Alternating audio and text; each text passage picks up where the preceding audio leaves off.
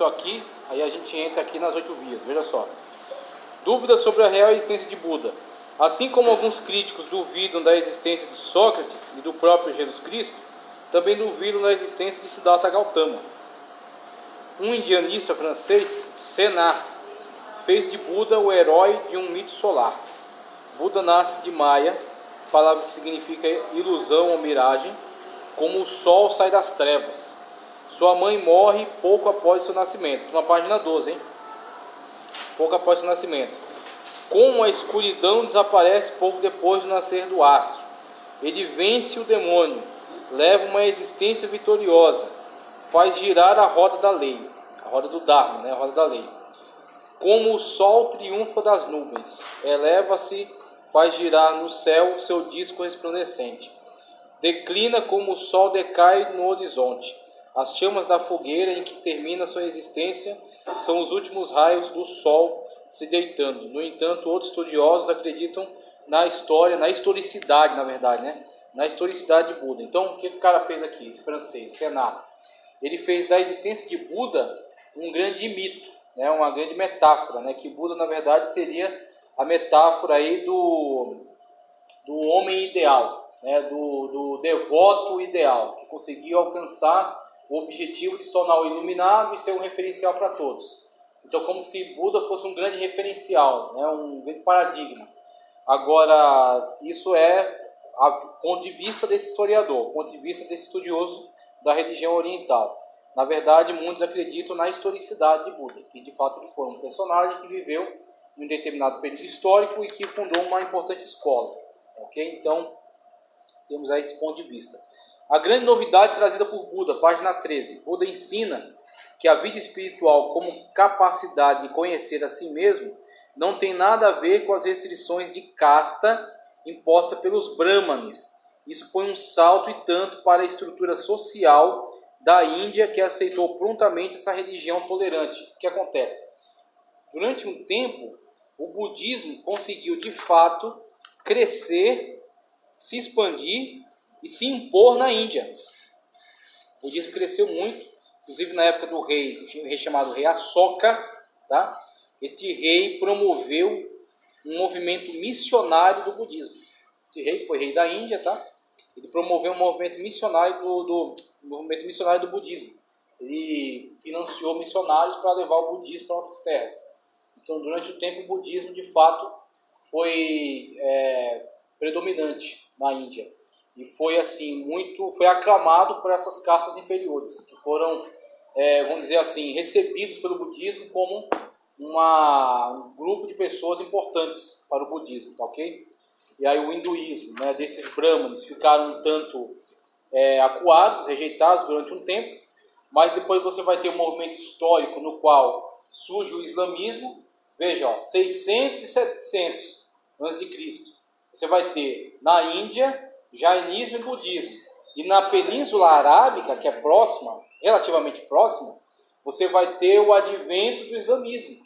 Você vai ter Maomé, começa a pregar sua doutrina, a ganhar adeptos, tá certo? E ele empreende batalhas, guerras, né, a jihad, e através dessas guerras ele vai tomando regiões. Então, domina a Península Arábica, né, até que ele vai para o lado da Índia. Aí começa a invadir os territórios indianos, travam-se batalhas, né, muito sangrentas entre os representantes, né, as autoridades, os governantes das províncias indianas, e o islamismo que estava adentrando, né, e impondo sua fé, impondo sua religião. Até que depois de um tempo, novamente, as dinastias indianas conseguem se impor, mas aí você não vai ter mais o favorecimento a um budismo, mas sim ao hinduísmo novamente. Então, quando a Índia consegue se recompor politicamente e fazer uma resistência ao islamismo, que estava tentando invadir, a influência budista, o poderio budista já não está mais em vigor. Você vai ter agora um retorno do hinduísmo. O hinduísmo é que oferece uma frente de resistência importante ao islamismo. E aí você vai ter a formação de um país chamado Paquistão. Paquistão, que é vizinho da Índia, e durante muito tempo esteve em guerra declarada, e até hoje a situação não é acordo de paz, é simplesmente uma situação de intolerância. Então, o para que não estoure uma outra guerra, eles vão se tolerando. Mas a região da Caxemira, que é uma região que divide os dois países, é uma região de constante conflito. E o problema é, cada um tem uma bomba atômica. Então o Paquistão tem uma bomba atômica e a Índia também tem uma bomba atômica. E se encher o saco, eles jogam essa porcaria no outro. Tá certo? Então por isso que eles resolvem falar, não, é melhor deixar ele quieto, porque do jeito que tem um xarope aqui, tem um louco lá. Então, cada um, o remédio de um doido é outro na porta. Então quando o cara vê que o outro é tão louco quanto ele mesmo, ele fala, vou deixar esse cara quieto, porque ele também é capaz de chegar às vias de fato. Então a coisa está equilibrada nesses termos aí. Doutrina. Em seu leito de morte, Buda disse a Ananda, a doutrina e a regra que ensinei e preguei serão teu guia quando eu tiver desaparecido. Essa doutrina faz, antes de tudo, apelo ao livre exame, à livre experiência do indivíduo, e por isso mesmo distingue-se de grande número de outras doutrinas religiosas. Buda disse, em confiança na razão individual é tão claramente afirmada que o budismo poderia parecer à primeira vista uma filosofia e não uma religião. E, no entanto, trata-se bem de uma religião, pois o seu fim não é encontrar uma verdade fria, mas salvar almas, diz Buda. Assim como o vasto mar tem um gosto só, o gosto do sal, assim também essa doutrina e esta regra têm um único gosto, o gosto da salvação. Embora alguns veem no budismo somente ética e filosofia de vida, outros veem uma verdadeira religião, pois que um grupo de homens nela aceita determinada distinção entre o sagrado e o profano. São sagradas as 4 verdades expostas no sermão de Benares. Quais são estas 4 verdades, nas quais se resume toda a doutrina? A primeira verdade é sobre a dor. A vida é cheia de dor, pois era assim que Buda pensava. Eis, ó monges, a verdade santa sobre a dor. O nascimento é dor, a velhice é dor, a doença é dor, a morte é dor. A união com o que não se ama é dor. A separação daquele que ama é dor. A não realização de um desejo é dor. Todos os objetivos da afeição são dor. Tá certo ou não tá? Todas essas coisas causam aflições, né? Então causam... Exatamente. A segunda nobre verdade é da origem da dor. Trata-se do apego às coisas, que conduzem ao sofrimento, cobiça, raiva e ignorância. Tudo isso está contido no desejo de existir ou não existir, que implica no ciclo reencarnatório. O desejo a essas coisas faz com que você entre em contato com toda a dor na qual elas existem. Então, o desejo, primeiro, tudo é dor. Segundo, o desejo a elas faz com que essa dor exista também em você. Quando você não consegue realizar seu desejo, aí você... Exatamente. A terceira nobre verdade é a cessação da dor. A cessação do sofrimento é o mesmo que nirvana. Trata-se de um estado tão elevado, tão sutil, que não se pode definir com meros silogismos humanos. Por isso que eu disse, quando você diz que o nirvana é o nada, não é uma definição boa para eles. Tá? Então ele diz, não é que é o nada, é que é o nada, mas também é o tudo. Por quê? É o nada porque você não tem mais necessidades, é o tudo porque você está plenamente realizado. Então, é as duas coisas ao mesmo tempo. É o nirvana. Júlio, mas será que o Buda não quis imitar Cristo? Porque Cristo também tinha tudo. Sabe qual é a questão? Não é porque uma ideia é semelhante à outra que necessariamente elas estão se imitando. As duas ideias podem surgir com alguns aspectos. Sim, elas podem surgir com aspectos semelhantes em lugares diferentes. Então, em algumas questões, eles chegaram a conclusões semelhantes. Ele largou o palácio tudo para ser pobre. Por isso que no começo da aula eu coloquei aquela máxima: toda verdade é verdade de Deus. Se o cara chegou à verdade em relação a alguma coisa, ele teve um pensamento iluminado. Então aquilo que é verdade não é porque saiu da boca de Buda que é mentira. Se é verdade, é verdade. Agora foi Buda que disse. Agora não é por isso que eu aprovo todo o budismo. Então, esse aspecto é verdade. Não tem problema com isso, né? É por isso que é importante estudar a heresiologia, para a gente amadurecer. Porque tem muitas pessoas que têm um verdadeiro pavor, né? Olha, nossa, mas aquela religião, mas disse uma verdade. Não, mas eu vou dizer que é mentira, porque... Não, meu irmão, por que esta infantilidade? Por que esta imaturidade? O Buda disse algumas coisas verdadeiras? Sim. Existe algumas verdades no confucionismo? Certamente. Mas não é por isso que eu aprovo ele totalmente. Então, tem algumas verdades, sim. A quarta nobre verdade é o caminho que conduz à cessação da dor. Trata-se do caminho que conduz ao nirvana. Pensamento certo, entendimento certo, linguagem e ação certa, e, enfim, modo de viver desprovido de qualquer desejo, seja nessa vida ou na outra. Nesse plano não se vive para si, mas para os outros, não apenas no sentido objetivo, mas sobretudo no sentido subjetivo. A verdadeira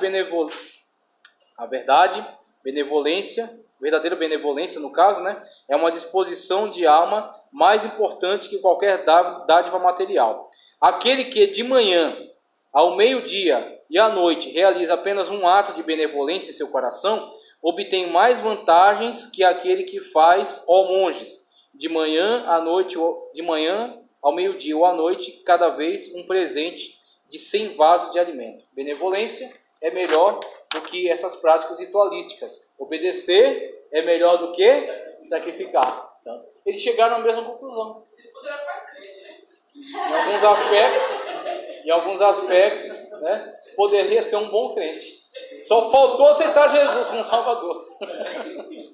Ia dar um bom crente. Veja só. Olha os 8 caminhos aí, ó, da roda do Dharma.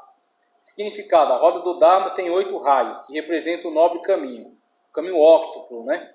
8 vias, que são os 8 passos para conseguir a iluminação. São eles: correta compreensão, correta postura mental, o correto modo de falar, a correta ação, o correto modo de vida, o correto esforço, a correta atenção e a correta concentração. Esses foram os primeiros ensinamentos de Buda aos seus discípulos, depois de vários dias meditando, apontado por ele como o caminho do meio.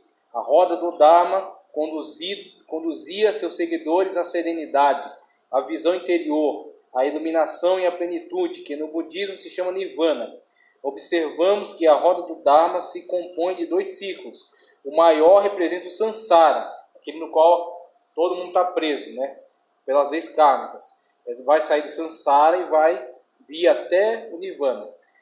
Sansara, ou a roda dos renascimentos, na qual estamos aprisionados. O menor simboliza o Nirvana, quando se encontra a libertação final e definitiva do sofrimento e quando teremos a felicidade eterna. A roda do Dharma não tem uma representação única, pois seu desenho foi mudado conforme o budismo se espalhava na Ásia e no mundo. Então temos aí esse símbolo que é muito importante para o budismo, as 8 vias e as 4 verdades que eu acabei de ler Esse nirvana aqui. do Buda é quando você para de sofrer, chega num nível que não tem mais sofrimento, que seria a nossa salvação do Bingo! céu. Exatamente. Aí para eles é a autorrealização. Então você anulou-se totalmente, você não tem mais nenhuma necessidade, você está planificado. Para nós é chegar até próximo do nosso Deus. Então ele, como o budismo, ele é o seu próprio Deus. Então ele não está buscando chegar até Deus, ele é o Deus. Então ele vai se autorrealizar. Quando ele estiver autorrealizado, pronto, ele está no seu nirvana. Nós estamos caminhando para próximo do nosso Deus. Quando chegar no céu, aí teremos plenitude. Seria uma nirvana. Seria um nirvana mesmo. Agora, para eles é em si mesmos. Para nós é em relação a Deus. Veja só. A expansão do budismo. Os ensinamentos do Buda foram transmitidos pela primeira vez fora da Índia, no Sri Lanka, que é uma grande ilha que fica ao sul, chamada Ilha de Ceilão também. Durante o reinado do rei Asoka, que eu falei aí, 272 a 232 a.C. Na China, a história registra que 2 missionários budistas da Índia chegaram na corte do imperador Ming no ano 68 d.C. e lá permaneceram para traduzir textos budistas. Durante a dinastia Tang, 602 a 664 d.C., tá ok? Um monge chinês, Hsuan-tsang, cruzou o deserto de Gobi, que é um deserto gigantesco que tem na China, até a Índia, onde reuniu e pesquisou sutras budistas. Ele retornou à China 17 anos depois com grandes volumes de textos budistas. E a partir de então passou muitos anos traduzindo-os para o chinês. Olha a difusão do budismo, né? Tanto através dos missionários do rei Asoka, quanto através desses budistas chineses, né, que foram bem dedicados aí na tradução de textos. Inclusive o budismo entrou forte na China, no Japão, na Tailândia, né, no Ceilão, que é o Sri Lanka, né, de hoje.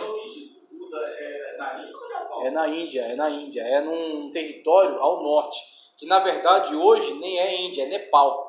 Os pais do Nepal ele é assim, um país que está quase totalmente ligado ao Himalaia, que é onde está o Monte Everest, né? O Monte Everest é a cadeia de montanhas do Himalaia. E aí, em volta do Himalaia, é o Nepal, que é esse país. É um país assim, pequeno, pobre, né? E muito ligado a essas tradições budistas, essas religiosidade oriental. Então é um país que vive muito das peregrinações, pessoas que vão para lá, e de agricultura básica. Não são países pobres, tá? Então ele nasceu no o que hoje é o Nepal, que na época era a Índia. A Índia dominava toda a região lá. E aí de lá os missionários levaram o budismo para vários lugares, inclusive o Japão. Aí no Japão o budismo é muito forte lá. O budismo ele no Japão ele casou muito com a personalidade japonesa, do shintoísmo, do orgulho próprio, dessa moral, tá ok? Então o budismo casou muito bem com o espírito, né, do japonês. E o Japão, a gente vai ver aqui ainda hoje, o Japão tem o budismo e o shintoísmo. Aí o shintoísmo, que é a religião natural deles, não exclui a possibilidade de você adotar também o budismo. Então é o problema das religiões orientais. Eles são sincretistas. Eles não veem problema em você professar uma e outra. Agora o que acontece? Se o cara é budista Theravada, ele não acredita nos deuses do hinduísmo. Se o cara é budista Mahayana, que é um caminho mais light, vamos dizer assim, ele até pode, sabe, interagir com essas outras religiosidades, outros deuses, ele não vê problema nisso, tá ok? Então se o cara é um budista mais exagerado, né, mais fanático, ele despreza todas essas outras religiões. Se o cara é um budista mais light, às vezes ele está numa religião e outra. Ele é shintoísta, mas também é budista. Ele adora Hare Krishna, mas também interage com algumas verdades budistas. Ele é cristão, mas também gosta de aquela estatuazinha do Buda no arroz, põe uma moeda e acende um incenso para ele, porque um gato e tal, não tem problema, né? E aí ele vai misturando uma salada de religiões. Sincretista. Ele vai na missa, mas depois dá uma passadinha no terreiro e pega um livro daqueles caras Seishonoye, que a gente vai ver mais pra frente, mas também vai na pentecostal, expulsa os demônios, aí depois pega os demônios de novo no terreiro. Então ele faz uma mistura terrível. Coisa confusa mesmo, coisa bem confusa. As 8 vias, que eu já falei para vocês aqui, eu já fiz a leitura. Vamos adiante. Níveis de consciência. Então, como é que o cara ele vai ascendendo nos estágios aí de desenvolvimento? Primeiro estágio, chama-se dhyana, concentração, coração sereno, isento de pensamento aplicado. Terceiro estágio, a mente equilibrada, em atenção consciente, alegria. Então ele vai se livrar, aquele pensamento que estava preso a alguma coisa, ele vai se libertar disso. Então ele vai começar agora um processo de ascensão, de libertação, e passa para o segundo estágio, isento de pensamento aplicado. Terceiro, a mente equilibrada em atenção consciente. Quarto estágio, nem doloroso nem prazeroso, na total pureza da mente atenta. Então ele está cada vez mais se livrando daquilo que o afeta, ele não é mais afetado pelos sentimentos que estão à sua volta. Pelo menos ele diz, a visão da iluminação de Buda. Então, se ele diz que ele está fazendo isso, quem sou eu para duvidar? Dúvidas sobre a resistência de Buda, eu já li para vocês. O mapa que mostra a expansão do budismo. Começando na Índia, ali ao norte, a setinha verde é o budismo Theravada, que é o mais antigo e é o mais radical. A vermelha é uma Mahayana, a vermelha, ela vai mais longe, ela se expande mais, é um budismo mais leve. E a terceira é o Vajrayana. Esse budismo Vajrayana é o budismo tibetano. Quem já ouviu o Dalai Lama? Dalai Lama. Aquele japonês de óculos com a roupa vermelha e amarela. Dalai Lama. O Papa já trocou uma ideia com o Dalai Lama e tal. Então, o Dalai Lama é o budismo no Tibete. Tibete é uma província chinesa, na verdade um território independente, mas é mantido debaixo da autoridade chinesa. E o budismo chegou forte lá. E é o que acontece, esses caras do Tibete desenvolveram um budismo característico deles. Então no Tibete você tinha religiões animistas e totemistas. religiões básicas, de tribos, né? Tribais. Adorava madeira, rios, espíritos, né? Esse tipo de religiosidade básica. Aí o budismo entra lá e interage um pouco com isso. Então não vai ser um budismo Theravada, né? Aquele budismo da raiz budista. Vai ser um budismo um pouco misturado com este conceito, né, de religiosidade tribal. Então um budismo Vajrayana, budismo tibetano.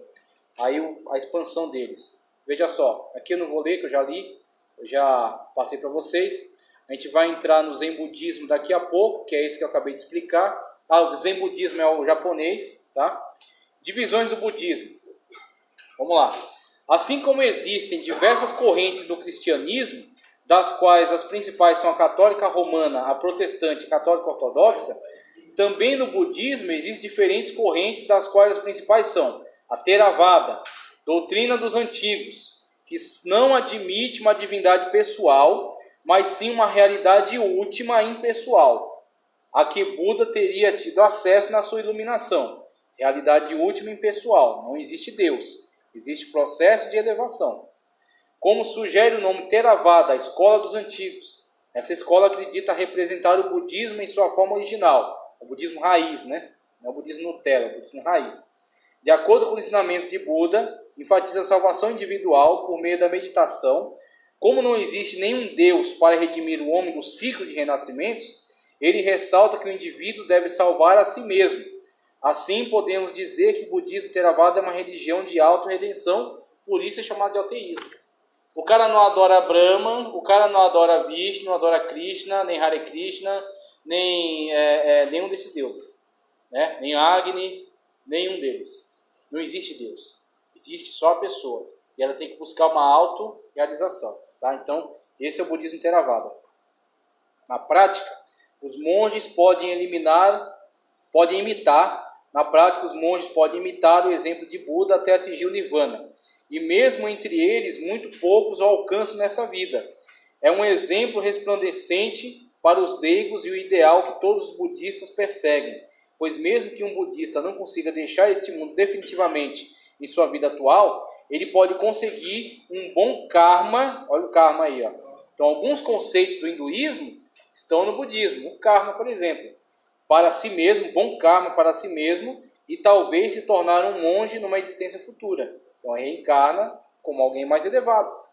Podemos dizer que a ideia mais importante do budismo Theravada é que o próprio indivíduo deve assumir responsabilidade por seu desenvolvimento ético e religioso. Não há atalho para a salvação nem para a perfeição ética. Cada pessoa deve começar por si mesma.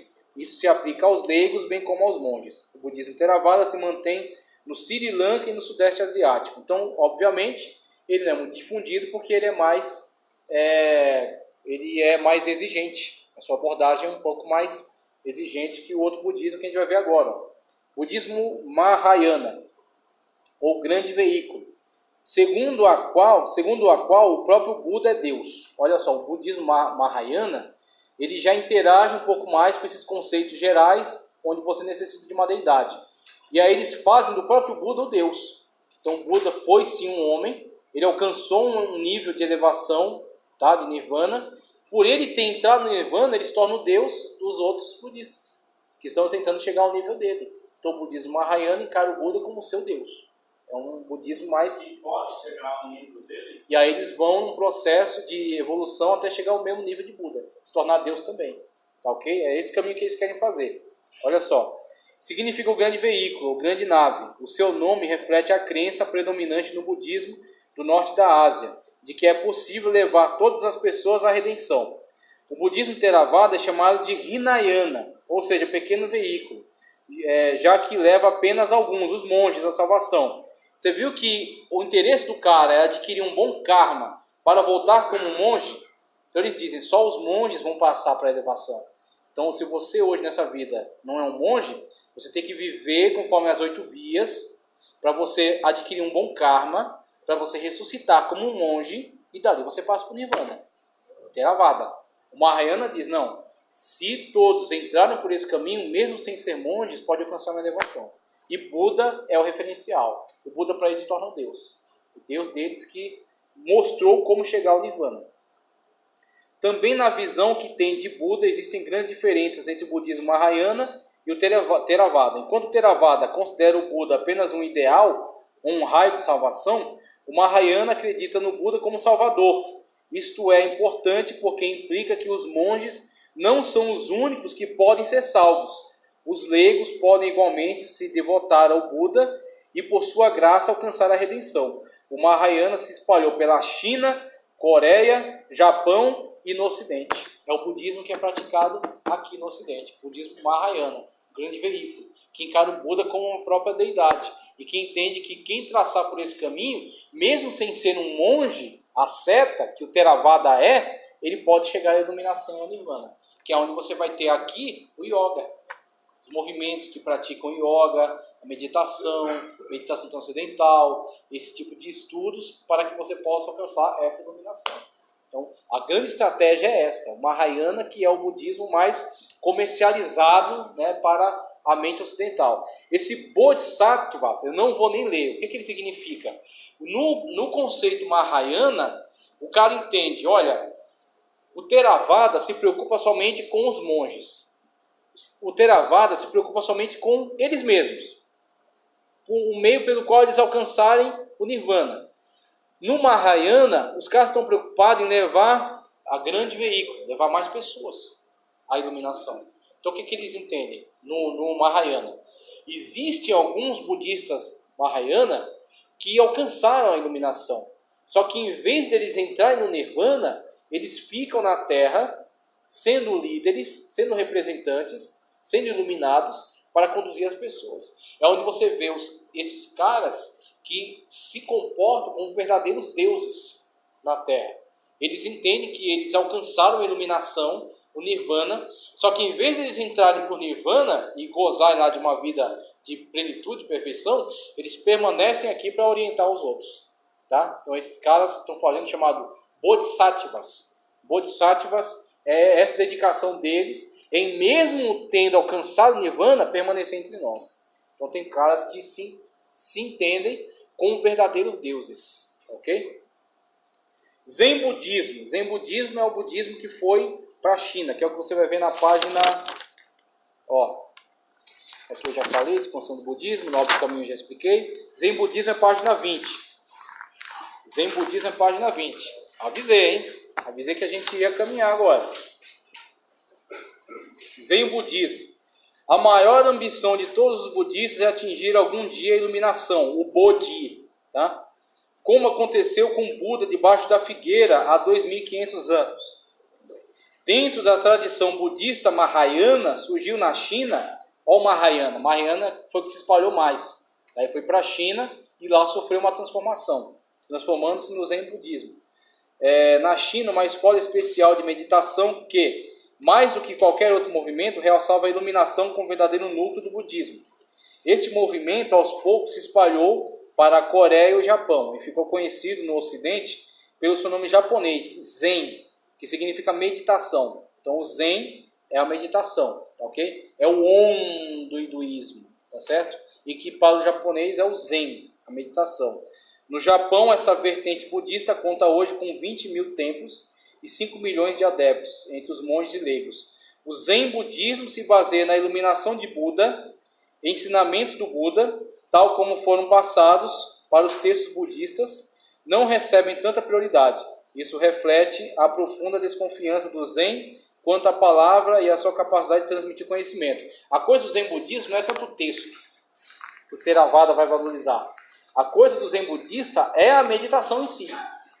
Então, através do processo meditativo, tá certo? E da adoção desses princípios, né, das 8 vias, você chega ao nível, né, de iluminação do Buda. Então, o Zen Budismo, budismo Mahayana, um budismo mais aberto, que quer salvar todas as pessoas e que entende que você nem precisa se preocupar tanto com o texto escrito, como alguns se preocupam, né? Você vai mais pela meditação. Então, esse tipo de manifestação religiosa cabe em qualquer lugar, meu irmão. Ele não está nem aí, sabe? Qual a religião que você professa? Problema seu.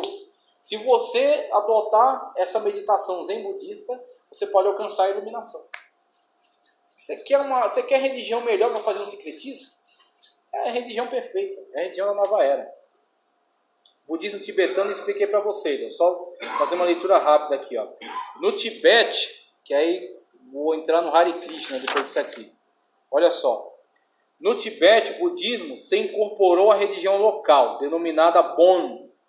Esta se caracterizava pela crença em deuses e espíritos que eram cultuados com sacrifícios sangrentos, encenações de mistérios e danças rituais.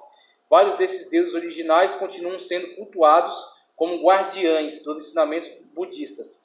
Contudo, a superfície prevalece a doutrina budista. Os budistas tibetanos acreditam que eles representam a doutrina original, não adulterada. Algumas características externas mais aparentes do budismo tibetano são as rodas de oração, as bandeiras de oração, objetos que contêm diversas orações e fórmulas escritas. Quando a roda de oração gira, impulsionada ou pela mão de alguém, ou pelo vento, ou pela correnteza de uma cachoeira, ou a bandeira tremula ao vento, ela põe em movimento a roda do ensinamento. O mantra, fórmula mágica ou enunciação sagrada, mais comum do budismo tibetano é Om Mani Padme Hum, que significa ó tu que tens a joia em teu lótus, ou seja, seja louvada a joia no lótus. Esta fórmula é encontrada por toda a parte no Tibete, nas rodas de oração, nas paredes, nas rochas e naturalmente nos lábios das pessoas. Para aumentar sua eficiência, usa-se o rosário de 108 contas. 108 é o número sagrado. Então, o budismo tibetano se funde com a religião tribal, né? Os espíritos que eram cultuados por eles passam a ser os guardiões da verdade budista, e o budismo é praticado a esta moda, né? Mesclado com este ritualismo. Enquanto um budista Theravada só quer um processo de libertação total dos desejos, através de um processo meditativo, o budista tibetano faz isso através da ritualística. O budismo tibetano tem essa característica ritualística. O Zen budismo foca somente na meditação, nem quer saber dos ensinamentos, não liga muito para o texto escrito, foca mais na meditação. Então você tem as variantes de budismo. Uma crença sem Deus, olha o caminho que foi feito. Ó. Surgimento nas tradições do Oriente, então o budismo surge dentro do hinduísmo, conexões com outras religiões, tá? Você tem o budismo, é bastante conectado com o hinduísmo, religião na qual o próprio Buda é considerado uma encarnação de Vishnu, uma das 3 principais deidades dos hindus. Seu crescimento desacelerou na Ásia a partir do século VII por conta do fortalecimento do islamismo, mas o budismo jamais parou de se mesclar com características regionais ao redor do mundo. A maior estátua de Buda, por exemplo, fica na China, mas no Japão a religião já estava bastante estabelecida desde os anos 500, 600 d.C. No Brasil, apenas no século XX. Você entendeu o que o hinduísmo fez com o budismo? O budismo surgiu, começou a se diferenciar do hinduísmo, começou a criticar alguns aspectos do hinduísmo. O que o hinduísmo fez com o budismo? Ele simplesmente integrou o budismo nas suas várias formas de religião. Falou, tudo bem, sabe o que Buda é? Buda é um dos avatares de Vishnu. É isso aí. Ou seja, ele veio para representar uma das manifestações de Vishnu, que é também um avatar de Brahma. Então tá tudo certo, meu irmão. Tá tudo dentro dos conformes, né? Ou seja, se você quiser seguir o budismo, não tem problema nenhum. Você também segue aí o budismo, não tem nenhum problema. 2 correntes dominantes, o Theravada e o Mahayana, e a influência tibetana, o Vajrayana, que eu expliquei para vocês, que é o budismo mesclado com tradições, tá? Reavivamento budista são diversas reuniões que têm acontecido, tá? Tem acontecido muitas reuniões, muitos congressos, para tentar uma aproximação entre os diversos conceitos budistas. Então tem a maior unidade, a missão, o budismo tem sido levado, principalmente o Mahayana, faz isso de uma forma muito eficaz, leva o budismo para muitos lugares do mundo. Então tem diversas celebridades que adotam o budismo, né, muitos livros budistas, muitas escolas budistas que estão se espalhando pelo mundo. E a atividade social é exatamente esse budismo Mahayana que começou a se preocupar mais com obter um bom karma, e a moda do espiritismo, que quer também, né, obter aí uma salvação, vamos dizer assim, uma elevação por meio de boas obras, tá? o budismo Mahayana também realiza esse ato. Ele começa a fazer boas obras para obter um bom karma, para voltar, tá certo? Para tentar integrar-se no Nirvana. Então também tem esse movimento dentro do budismo Mahayana, ok? Teologia budista, Deus, tudo é Deus, panteísmo. Cada homem possui uma energia vital. De modo geral, são ateístas. Não creem num ser supremo. Não há um Deus pessoal, você entendeu? Não há um Deus pessoal, como nós temos um Deus pessoal. É uma essência em 3 pessoas. De um modo geral, são ateístas. Não creem num ser supremo. Muitos budistas acreditam em Buda como um iluminado universal, com estado de consciência igual a Deus. Não acreditam num Deus imanente, sempre presente, pessoal e transcendente, superior e excelso. Refutação. O cristianismo ensina que Deus é o criador de todas as coisas. Logo, ele é um ser distinto da criação. Não há reconciliação entre budismo e cristianismo. Ou você é cristão verdadeiro, ou você abandona o cristianismo verdadeiro e se torna budista. Claro que o movimento da nova era tenta amenizar esse choque. Exatamente. Aí a nova era começa a dizer, na verdade, esse tipo de declaração é coisa de fundamentalista. Na verdade, Jesus é um dos avatares. Então, como eu vou mostrar para vocês agora. Jesus foi um grande mestre e passou muitos anos de sua vida em mosteiros budistas no Tibete e na Índia. Para os budistas ocidentais, Jesus é um homem iluminado. Os caras contam essas lorotas aí para tentar, né, fazer uma associação. Olha como é que eles entendem aqui o desenvolvimento dessas eras e como eles tentam colocar o cristianismo dentro da roda. Eles dizem, cada era tem um avatar. Então essas eras que eles colocam aí já é uma mistura entre estes conceitos de avatares, que são representantes do Deus impessoal.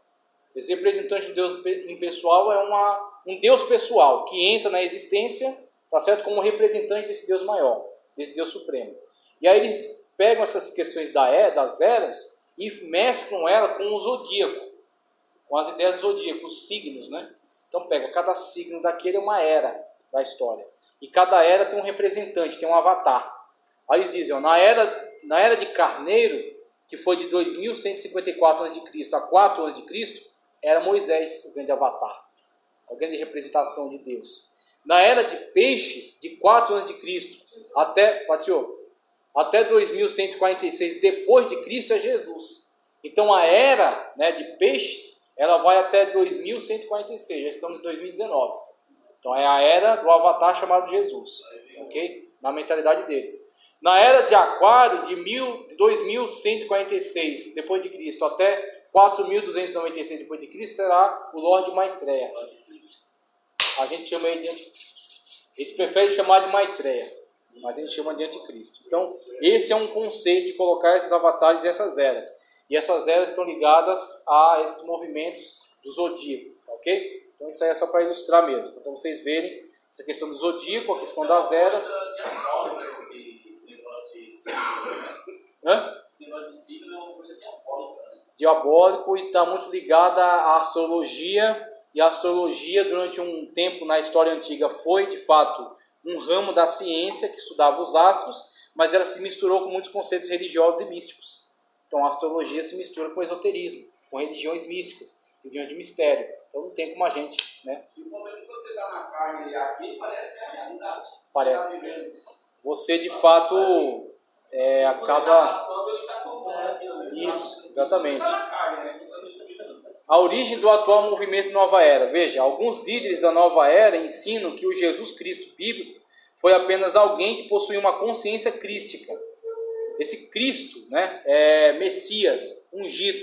Eles dizem, Cristo é o Cristo do cristianismo, mas o Krishna é o Cristo dentro do hinduísmo, que também é um Messias, tá? E aí você tem diversos Cristos. E no caso, o Jesus histórico tinha uma consciência crística, uma consciência messiânica. Mas o Buda também tem uma consciência crística, né? Mas o Krishna, né, também tinha uma consciência crística. E aí por aí eles vão colocando essas pessoas simplesmente como cada uma dentro da sua época, cada uma dentro do seu lugar, representando um Deus que é o único Deus de todos. Já outros o consideram o avatar da era de Peixes, mas não o reconhecem como Cristo ou Messias, pois o Cristo será o Lorde Maitreya, o qual será também o avatar da nova era de Aquário, que já começou, afirmam alguns. Então, Alguns esperam ainda chegar, outros já dizem que ela na verdade já começou. Quem é o Lorde Maitreya para a nova era? Avatar que governará a era de Aquário. Promoção da paz mundial. Unificação de todas as religiões. Tá vendo aí? Tá percebendo aí? Eu preciso fazer a ligação? Unificação de todas as religiões. Unificação política. Política que governará sobre todo o mundo, acabando com as divergências e as guerras entre as nações. Sincretismo.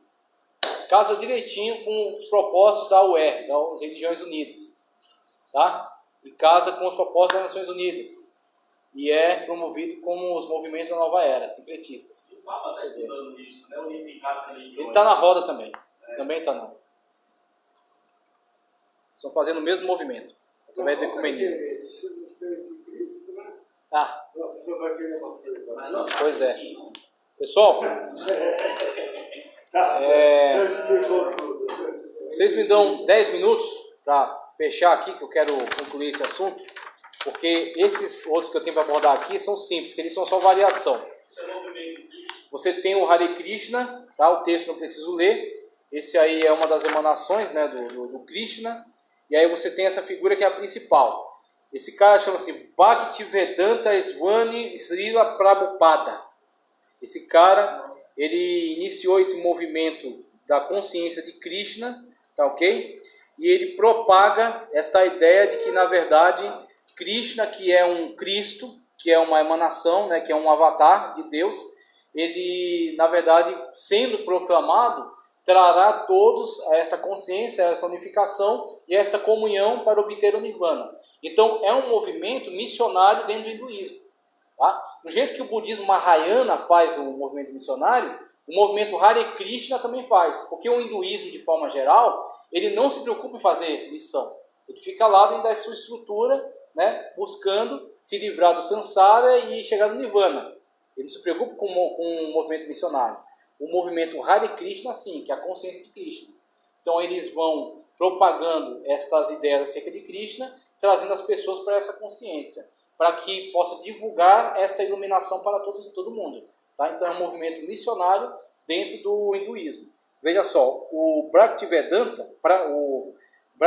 Prabhupada, de 1896 a 1977, fundador do movimento Hare Krishna, que é consciência de Krishna, tá?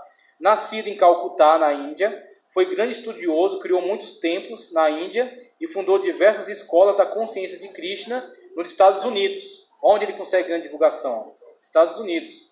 Onde introduziu o sistema védico de ensino elementar e secundário no Ocidente. Então, estruturou um tipo de ensino focado no conhecimento védico, que é um conhecimento antigo, milenar na Índia. Tá certo? Que foi sistematizado pelos brahmanes. O cara está pegando doutrina hinduísta e aplicando direto no Ocidente, por meio dessas escolas fundadas por ele. O cara está promovendo o hinduísmo de forma violenta. Faz pregações pelo mundo e publicou mais de 80 livros. Seus discípulos continuam levando adiante o movimento que se iniciou e sua mensagem tendo tocado muitos corações do mundo afora. E aí você tem algumas explicações sobre Krishna ali, características, né, de Krishna, e você tem aqui algumas características dessa forma de religião praticada por eles. Veja, ali é o sânscrito, que é a língua adotada na Índia, né, foi dada pelos arianos, e o cântico deles, ó, Hare Hare, Hare Krishna, Krishna Krishna, Hare Krishna, Hare Rama, Hare Rama, Rama Rama, Hare Hare. Invocamos a energia do Senhor Krishna, invocamos a energia do Senhor Krishna, Krishna, invocamos tua energia, invocamos tua energia, invocamos a energia do Senhor Rama, invocamos a energia do Senhor Rama, Rama Rama, invocamos a energia, invocamos a tua energia. Então eles vão cantando esses hinos, a harpa deles é essa. Vão cantando esses hinos. Então vai ficar na cabeça, né? Canta um hino da harpa, depois vai esquecer. Mas se você for ver esse movimento desse Hare Krishna, a congregação é todinha eles. Porque lá a mulher sendo separada nesse movimento aí. Acaba coincidindo. Eu sei, acaba coincidindo. Aquilo que eu te falei já. O homem na congregação também é. Pode surgir ideias semelhantes em lugares diferentes. Então é essa a questão. A questão de terem adotado questões semelhantes. Olha o que o cara fala sobre o Hare Krishna. Quem pode ser Hare Krishna?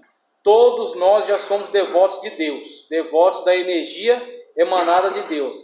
Hare é a energia como Espírito Santo no cristianismo. Assim, não importa o nome que use depois da energia, pois Deus é ilimitado. Pois Deus é ilimitado. Hare Cristo, Hare Buda, Hare Yahvé, Hare Allah, Hare Deus. Por que tentaram separar e parecer uma religião indiana? Porque lhes falta conhecimento para entender que Krishna não é um Deus indiano, é um nome do Deus único, e sem excluir os outros nomes. O próprio Krishna é o 8º nome de Vishnu, e Buda é ainda mais contemporâneo, é o novo, é o nono nome de Vishnu. Então temos aí como é que eles encaram a religião deles. Então eles estão tentando conscientizar as pessoas de que elas, mesmo na religião em que elas estejam, quando elas alcançarem a iluminação, elas vão descobrir que elas estão servindo o mesmo Deus, que é Brahma, que é manifestado por meio de Krishna, que é um avatar, um dos avatares, né, do Deus impessoal. Os caras têm uma ideia que é muito sutil. Essa ideia pega assim, se a pessoa não tiver galgada, firmada, edificada no Evangelho, ela é facilmente laçada por essa ideia, né, que é muito sutil, é muito estratégica, é muito perspicaz, né? Então nós temos aí o movimento Hare Krishna, que é um movimento missionário dentro do hinduísmo, né? Basicamente é isso aí. Aí tem os estilos de vida dos devotos, né? Raspam a cabeça, página 21. Raspam a cabeça, deixando apenas um topete no alto, e carregam um rosário de 108 contas, como o budismo tibetano, né? O Vajrayana. Geralmente numa bolsa de tricolo, tá? O mantra é cantado 16 vezes para cada conta. Olha o mantra, 16 vezes para cada conta, 108 contas. E o crente às vezes consegue fazer 3 orações por dia. Os caras pegam pesado, rapaz. Diariamente. A cor do vestido é geralmente alaranjada para as mulheres. Olha aí, ó, eles escolhem a roupa que a pessoa vai vestir. Não tem conversa, meu irmão. Então, olha só. Pintam o corpo e o rosto para a santificação e proteção com tilaka, uma pasta com água e um barro especial obtido na Índia e aplicado cada manhã. Depois de um banho frio, em 3 diferentes partes do corpo, enquanto repetem os diferentes nomes de Krishna. Rapaz, a coisa é complicada. E aí, como é que é? Quer embarcar no Hare Krishna? A sociedade divide-se em trabalhadores que fazem um esforço mais braçal, limpeza do templo, confecção das grinaldas. As grinaldas, ó, o pessoal, né, que faz mais simples que faz isso aí. Grinalda de flores para os ídolos ou divindades. Comerciantes que vão à rua pregar e difundir o movimento na realidade, obter dinheiro para a colocação de incenso e livros em ônibus, ruas, escritórios e gabinetes, administradores que exercem a função de direção do templo, na editora ou na fazenda, traduzem do inglês, escrevem e estudam as escrituras védicas. Ídolos. Os ídolos da divindade nos templos não são considerados como ídolos pelos devotos, senão como encarnações de Krishna, aparecendo em formas materiais. Eles são espanados, vestidos, alimentados e banhados em águas de rosas. Na realidade, o líquido usado para banhar um ídolo de Krishna consiste de água de rosa, mel, leite e um pouco de urina de vaca, um animal sagrado. Depois de terminada a cerimônia, os devotos consideram uma honra beber o líquido. Tá pensando que é fácil ter a consciência de Krishna, rapaz? Mas isso são imagens? Tem ídolos. E os ídolos, enquanto num catolicismo, o pessoal diz, não, aquilo é apenas uma representação, para nós vermos e sabermos que existiu aquele santo. Para ele, um avatar de Krishna em forma material. Então diz, esta aqui é uma representação de Krishna. E eles tratam aquilo como um Deus, banhando, alimentando. E eles bebem a água no final. Exatamente. A coisa é um pouco difícil ser Hare Krishna. As mulheres, a segregação de sexos. As mulheres e crianças adoram de um lado do santuário e os homens de outro. As mulheres e os homens comem separadamente. as mulheres se aconselha que não façam nada por sua conta, de modo que não podem nem sair do templo sem permissão. Se tem que sair para mandar um recado, devem sair acompanhadas de um membro. A mulher será colocada numa situação de verdadeira criada do marido. Condições para ser membro completo. Depois de se observar estritamente as 4 regras, os novos adeptos devem aprender a cantar, participar do templo, prostrar-se diante das divindades de madeira e mármore, adaptar-se à rotina do templo, seguindo os respectivos estágios. Primeiro, o serviço do templo, que tem importância considerável para os adeptos de Krishna, devem entrar para o serviço do templo para demonstrar sua devoção. Os devotos mais antigos insistem na entrega total da personalidade à filosofia do movimento Hare Krishna. Depois de participar de 6 meses do templo, o novato é indicado para a iniciação. A cerimônia é chamada Hare Nama, ou iniciação do sagrado nome. É dado um novo nome espiritual. Logo depois vem um período de espera de 6 meses adicionais. Agora o devoto é eleito para o segundo rito, a iniciação brahmânica. Se fizer tudo que se lhe manda, sem fazer perguntas, e se é fiel a todo serviço, alcança um estado de adiantamento espiritual. Os homens recebem um manto sagrado que leva sobre o ombro esquerdo e sobre o peito. As mulheres não recebem tal manto. Os devotos recebem também um mantra secreto, o mantra Gayatri, que deve ser cantado 3 vezes por dia. O passo seguinte na escala espiritual se conhece como sannyasa.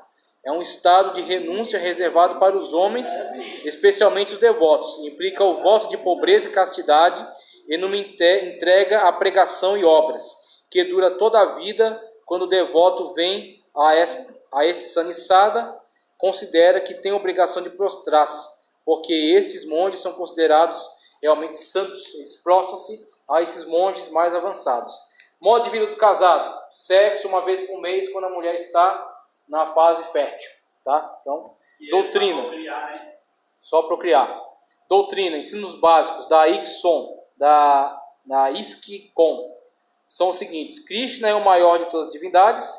Krishna tem o corpo todo azul, costuma tocar flauta, cuida de vacas e tem namoradas vaqueiras. O corpo é ilusório, a alma é individual e ao mesmo tempo faz parte da alma divina. Pelo cântico do nome divino, uma pessoa pode ser livre dos seus sofrimentos e experimentar o êxtase do amor transcendental. Basicamente, então você tem essa questão, a questão da devoção, as práticas que são bastante intensas e a comparação que você pode fazer entre a consciência, o movimento Hare Krishna e o budismo.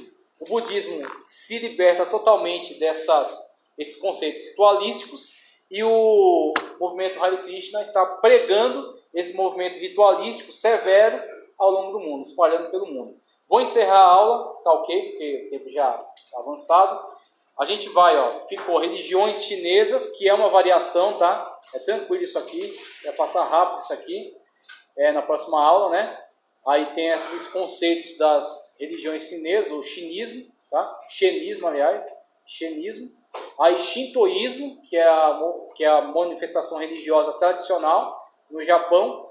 E aí para a próxima aula eu vou trazer já religiões abraâmicas, islamismo, judaísmo, né? Em relação à mochila?